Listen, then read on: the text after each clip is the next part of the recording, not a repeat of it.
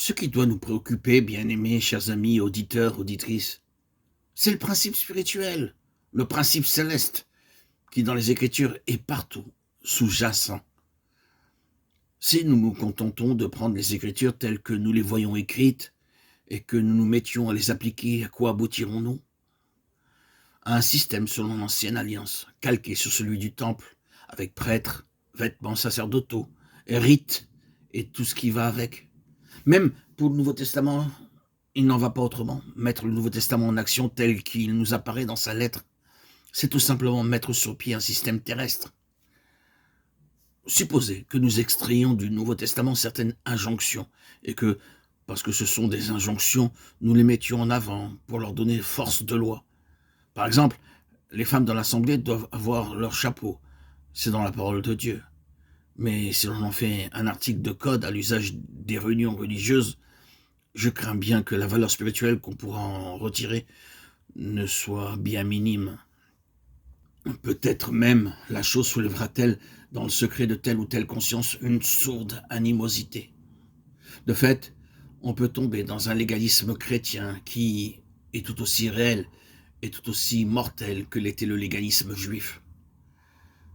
Quand l'apôtre parle de la tête qui doit être couverte ou découverte, suivant qu'il s'agit de l'homme ou de la femme, quand il entretient ses correspondants de la place que la femme doit garder en s'abstenant d'usurper une autorité qui ne lui appartient pas, si vous prenez toutes ces choses comme de froides stipulations qui doivent être mises en pratique, vous n'aboutirez qu'à un système formaliste qui ne pourra que végéter et ne portera que des fruits étiolés. La dignité de l'onction sera certainement absente. Ce sera toujours tu dois ou tu ne dois pas.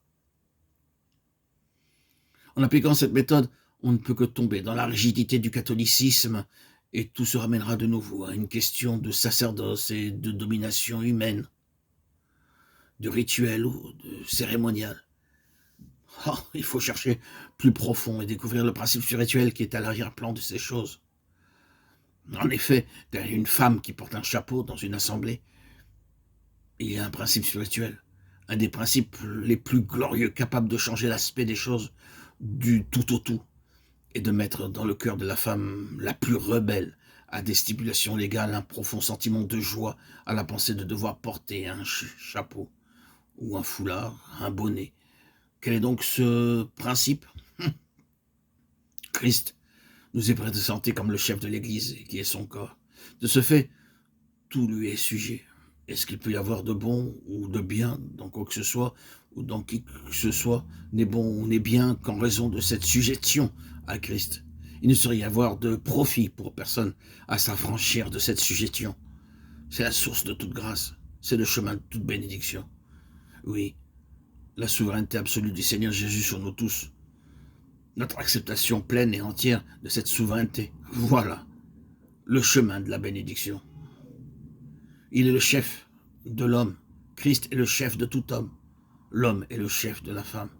L'homme est le chef de la femme comme Christ est le chef de l'homme. Ah, femmes, soyez soumises à vos maris. Maris, aimez vos femmes comme Christ a aimé l'Église et s'est livré lui-même pour elle. Quel est donc ce principe?